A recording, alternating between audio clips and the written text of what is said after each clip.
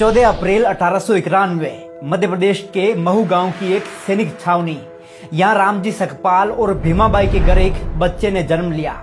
नाम रखा गया भीवा। लेकिन भीवा का बचपन संघर्षों से भरा रहा। सिर्फ 5 साल की उम्र में उनकी मां का साया उनके सर से उठ गया। इसके बाद उनकी बुआ ने उनकी परवरिश की जिम्मेदारी संभाली। 1894 में पिता रामजी सकपाल आर्मी से रिटायर्ड होकर सतारा आ गए। यहाँ भीवा को प्रताप सिंह हाई स्कूल में दाखिला दिला दिया गया। पर स्कूल क्या था, एक मैदान था सामाजिक भेदभाव का। बच्चों से अलग बिठाया जाता, पानी तक नहीं पीने दिया जाता। पर उस बच्चे ने हार नहीं मानी। जातिगत शोषण को सहते हुए 4वीं कक्षा पास कर डाली। 1897 में पिता बॉम्बे चले गए और कुछ साल बाद भीवा को भी बुला लिया गया। अब दाखिला हुआ एल्फिंस्टीन हाई स्कूल में, एक ऐसा स्कूल जहां दाखिला लेने वाले वो पहले अछूत थे। शिक्षकों की उपेक्षा, सामाजिक तिरस्कार। फिर भी 1907 में भीवा ने मैट्रिक्स पास कर डाली।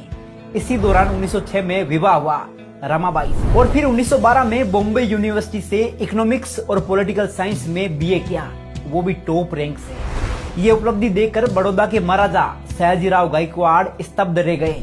वो इतने प्रभावित हुए कि 1913 में बाबा साहिब को एक शर्त पर न्यूयॉर्क के कोलंबिया यूनिवर्सिटी में एमए और पीएचडी करने भेज दिया गया। शर्त यह थी कि पढ़ाई पूरी करने के बाद वे वापस लौटकर बड़ौदा राज्य की सेवा करेंगे। और उन्होंने की भी। वो सिर्फ 3 साल में एमए और पीएचडी की डिग्रियां लेकर भारत लौटे। अब वो सिर्फ भीमराव नहीं थे, डॉक्टर भीमराव अंबेडकर बन चुके थे। महाराजा से किए वादे के अनुसार नौकरी की, पर भेदभाव पीछा नहीं छोड़ रहा था। किराए का घर छोड़ने को मजबूर किया गया, ऑफिस में जाति अपमान सहना पड़ा और अंततः उन्होंने नौकरी छोड़ दी। लेकिन अब उनकी नजर शिक्षा और न्याय की क्रांति पर थी। लंदन गए, जहां उन्होंने लंदन स्कूल ऑफ इकोनॉमिक्स से पीएचडी, बीएससी और बैरिस्टरेट लॉ की डिग्रियां प्राप्त की। फिर भारत लौटकर उतर पड़े जातिवाद के रंग में रंगे भारत को बेरंग करने। बाबा साहिब ने महिलाओं, दलितों, आदिवासियों और पिछड़े वर्गों के अधिकारों के लिए संघर्ष की मशाल जलाई। वो आवाज बन गए आशा और अधिकार की। धीरे धीरे उन्हें हर कोई जानने लगा था। अब वो बाबा साहिब डॉक्टर भीमराव अंबेडकर बन चुके थे, एक नाम जो सामाजिक न्याय का प्रतीक बन चुका था।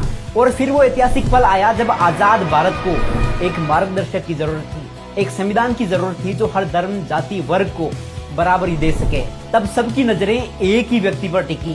बाबा साहिब को भारत का संविधान निर्माता नियुक्त किया गया। उन्होंने ये जिम्मेदारी दिल से निभाई। देश के हर नागरिक को ध्यान में रखते हुए सिर्फ 2 साल 11 महीने में रच डाला दुनिया का सबसे बड़ा और सर्वश्रेष्ठ संविधान।